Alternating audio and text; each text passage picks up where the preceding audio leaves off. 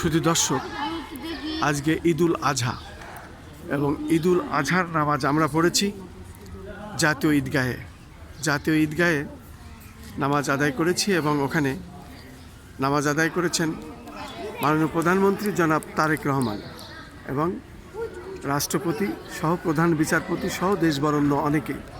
সেখানে আমরা ঈদের জামাত শেষ করে এসেছি শহীদ প্রেসিডেন্ট জিয়াউর রহমানের কবরস্থানে, যেখানে শায়িত আছেন দেশনেত্রী সাবেক 3 বারের প্রধানমন্ত্রী বেগম খালেদা জিয়া, এবং আমরা ওনার কবর জিয়ারত করলাম, শ্রদ্ধা নিবেদন করলাম। এসে আমরা এখানে, যেহেতু প্রত্যেক বছরেই আমরা ঈদের সময় আসি, ফ্যাসিস্ট শেখ হাসিনা সরকার বিদায় হওয়ার পর থেকে আমরা এখন খোলামেলা এখানে আসতে পারি, যখন খুশি তখনই আমরা দোয়া মোনাজাত করি এবং শ্রদ্ধা নিবেদন করি। এবারও আমরা এসেছি এখানে।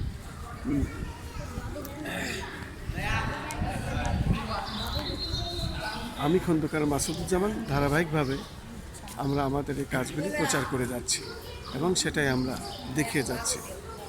শুধু দর্শক, আজকে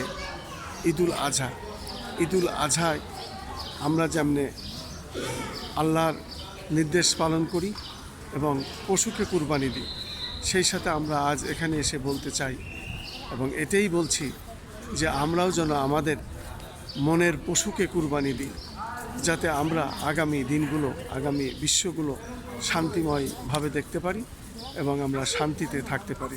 সারা বিশ্বের মুসলমানদের উপরে যে জুলুম নির্যাতন চলছে, আমরা মহান আল্লাহর কাছে দোয়া মোনাজাত করি, আল্লাহ সারা পৃথিবীর সমস্ত মুসলিম ভাই বোনদের প্রতি আপনি হেফাজত করুন, ইরানের প্রতি হেফাজত করুন এবং এইভাবে ফিলিস্তিনিদের উপরেও আপনি হেফাজত করুন, যাতে ইহুদি নাসাররা শেষ হয় এবং প্রকৃত যারা জালিম তারা যেন শেষ হয়, প্রকৃত মানুষ যারা আসল মানুষ তারা যেন শান্তিতে বসবাস করতে পারে। এই প্রত্যাশায় আমি খন্দকার মাসুদুজ্জামান আজকে শহীদ প্রেসিডেন্ট জিয়াউর রহমানের কবরস্থানে এবং মরহুমা বেগম খালেদা জিয়ার কবরস্থানে। আমিন আমিন আমিন।